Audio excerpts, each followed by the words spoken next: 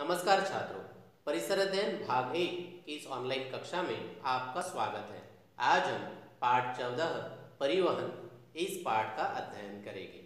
आपको यहाँ पर कुछ चित्र दर्शाए गए, उनका ध्यान से आपको प्रेक्षण करना है, निरीक्षण करना है। चलो आज हम एक प्रयोग करेंगे। अपने घर से लगभग 1 किलोमीटर की दूरी पर रहने वाले मित्र अथवा सहेली का घर, बगीचा, दुकान, विद्यालय आदि में से कोई भी एक स्थान आपको चुनना है। चुने हुए स्थान तक पहले दिन आपको पैदल जाना है, दूसरे दिन साइकिल से जाना है और तीसरे दिन स्वचालित वाहन से जाना है। यह करते समय विद्यालय का बस्ता यानी आपकी बैग हमेशा आपके साथ में रखो। तीनों बार की यात्रा के लिए एक ही मार्ग का उपयोग करो।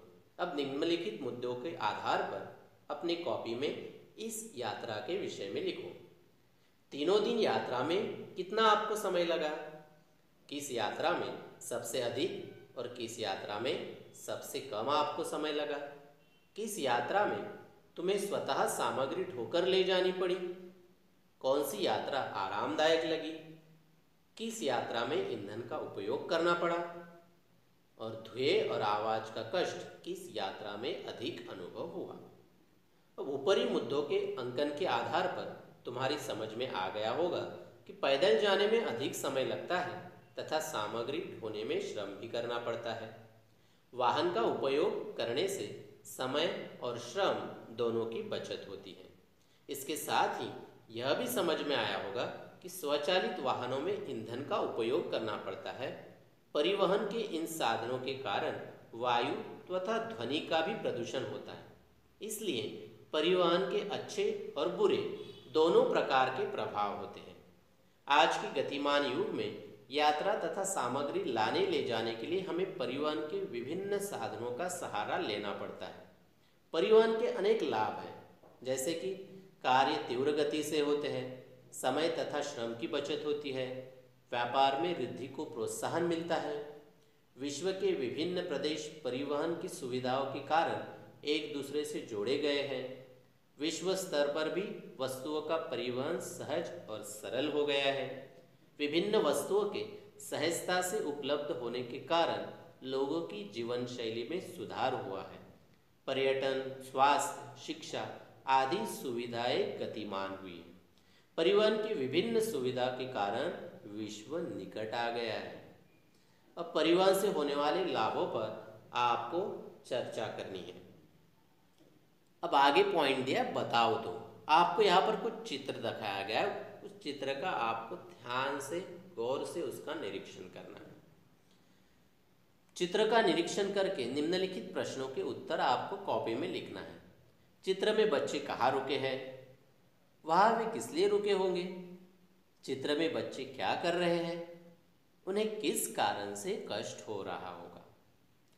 सड़क के किनारे की तथा सड़क से दूर स्थित वनस्पतियों के बीच का अंतर नीचे दिए हुए मुद्दों के आधार पर कॉपी में अंकन करो। पत्तियों की ताजगी यानी रास्ते के पास में जो है वह जो वनस्पति है उनके ताजगी, और जो रास्तों से यानी सड़क के दूर स्थित है उन वनस्पतियों की ताजगी जो है पत्तों की, उसको आपको लिखना है। पत्तियों के रंग, वनस्पति का स्वरूप। इस निरीक्षण से तुम्हारी समझ में यह आया होगा कि भीड़भाड़ वाली सड़क पर वाहनों का आना जाना हमेशा लगा रहता है। ईंधन के ज्वलन के कारण वाहनों से लगातार धुआं और कुछ विषैली गैसें निकलती हैं। उनमें मुख्य रूप से कार्बन मोनोऑक्साइड, नाइट्रोजन डाइऑक्साइड तथा सल्फर डाइऑक्साइड गैसें होती हैं। इसी तरह धुएं से कार्बन तथा शीशे के सूक्ष्म कण बाहर निकलते हैं और हवा में मिश्रित हो जाते हैं। इन घटकों की अधिकता होने पर परिसर की हवा की गुणवत्ता कम हो जाती है। इसी को हम वायु प्रदूषण कहते हैं। वायु प्रदूषण के कारण प्राणियों तथा वनस्पतियों पर अग्रलिखित प्रभाव पड़ते हैं। श्वसन नलिका, आँखों तथा फेफड़ों की बीमारियां होती हैं। उदाहरण के तौर पर आँखों में जलन होना, इसका अनुभव तो आपको भी आया होगा कि कई बार अगर आप ट्रैफिक में फंस गए होंगे तो आँखों में जलन होने लगती है। वृक्षों की पत्तियां झुलसती है, गिरती हैं, अंकुर जल जाते हैं, वृक्षों की वृद्धि तथा विकास रुक जाता है। वन प्रदेशों में से जाने वाले वाहनों की भीड़ बढ़ने पर वहाँ के प्राणियों तथा वनस्पतियों के अधिवास को बाधा पहुँचती है। इस प्रदेश के वन्यजीव स्थलांतरित होने लगते हैं।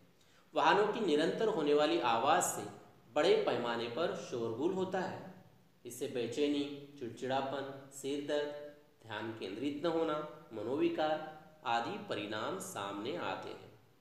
यातायात जाम होने पर परिसर में वायु और ध्वनि का प्रदूषण बढ़ता है। वाहन दुर्घटनाओं के कारण घायल होना, मृत्यु होना, वाहनों को क्षति पहुंचना आदि घटनाएं घटती है। कई बार आप न्यूज़ में यह बातें देखते हो।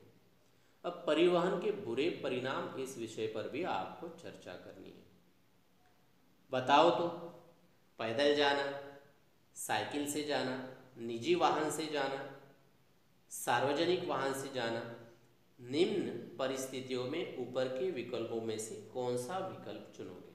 पहला, घर के निकट रहने वाले मित्र के पास पढ़ने जाने के लिए। आप 4 में से कौन सा ऑप्शन चुनोगे, यह आपको बताना है।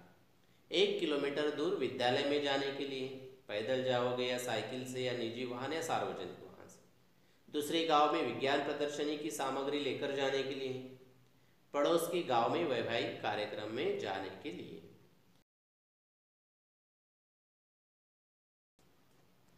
इस आधार पर यह ध्यान में आता है कि पास में जाने के लिए पैदल चलना और थोड़ी दूर जाने के लिए साइकिल का उपयोग करना जैसी आदत डालनी चाहिए। इससे स्वचालित वाहनों का उपयोग नहीं करना पड़ेगा और प्रदूषण से बचा जा सकेगा।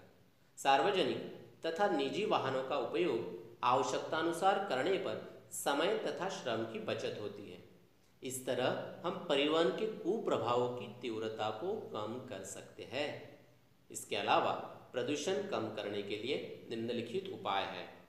जैसे प्रदूषण कम करने वाले ईंधनों का उपयोग करना, समय समय पर वाहनों का रखरखाव तथा मरम्मत करना, यथासंभव सार्वजनिक वाहनों का उपयोग करना, जहां आवश्यक हो वही निजी वाहनों का उपयोग करना, वृक्षारोपण करना, विशेष रूप से बरगद, पीपल, नीम, कंजा आदि भारतीय वृक्ष लगाना और उनकी देखभाल करना। ये वृक्ष स्थानीय पर्यावरण से समन्वय स्थापित करते हैं और जैव विविधता की वृद्धि में सहायता करते हैं। प्रदूषणकारी ईंधनों का उपयोग टालना, वाहनों के लिए सीएनजी अथवा एलपीजी जैसे ईंधनों का उपयोग करना। आपको यहाँ पर चित्र दर्शाया परिवहन से होने वाले प्रदूषण पर नियंत्रण के उपाय, इस विषय पर आपको चर्चा भी करनी है। इसे सदैव ध्यान में रखो। हमारा पर्यावरण संवेदनशील होता है। इसके कारण पर्यावरण पर प्रदूषण के घातक प्रभाव पड़ते हैं। ये प्रभाव हमारे साथ साथ सभी सजीवों के लिए हानिकारक होते हैं। प्रदूषण से बचना अत्यावश्यक है। क्या तुम जानते हो, आधुनिक युग में हम ईंधन से चलने वाले वाहनों, जहाजों तथा वायुयानों का उपयोग कर रहे हैं। पूर्व काल में उपयोग में लाए गए जहाज इस प्रकार के यंत्रों की सहायता से नहीं चलते थे। ये जहाज हवा की गति का उपयोग करके चलाए जाते थे। इन्हें पाल वाला जहाज कहते थे। ये चित्र में आपको दर्शाया भी है। इस कालखंड में इन जहाज़ों का उपयोग करके मनुष्य ने पूरी विश्व में भ्रमण किया है। आपको यहाँ पर साइकिल के उपयोग के विभिन्न लाभ दर्शाए हैं। जैसे शारीरिक व्यायाम, थोड़ा सामान ढोकर ले जाया सकता है, प्रदूषण नहीं होता, स्वावलंबन, समय की बचत होती है, कम जगह में रखी जा सकती है, पैसे की बचत होती है, वाहनों की भीड़ भी नहीं होती। यह सभी लाभ साइकिल चलाने से हमें मिलते हैं। अब क्या करना चाहिए? रोहन और सानिया विद्यालय हमेशा पैदल जाते हैं। उनका विद्यालय घर से 30 मिनट की दूरी पर है। आज उनके विद्यालय में सांस्कृतिक कार्यक्रम है। यह कार्यक्रम देखने के लिए उनकी दादी जी साथ चलने वाली है। दादी जी की आयु अधिक होने के कारण वे थक गई हैं। उन्हें विद्यालय ले जाने के लिए निम्न में से कौन सा विकल्प चुनना चाहिए? इस पर खुद आपको अपना सुझाव देना है। जैसे पैदल जाना, ऑटो रिक्शा से जाना, बस से जाना, स्कूटर से जाना, मोटर कार से जाना, यह विचार करके आपको बताना है। हमने क्या सीखा? हम पर होने वाले परिवहन के अच्छे और बुरे परिणाम, परिवहन साधनों का विचारपूर्वक उपयोग करना, परिवहन साधनों द्वारा निर्मित प्रदूषण के कारण प्रकृति का अस्तित्व खतरे में पड़ना, विभिन्न प्रकार के प्रदूषणों पर नियंत्रण के उपाय।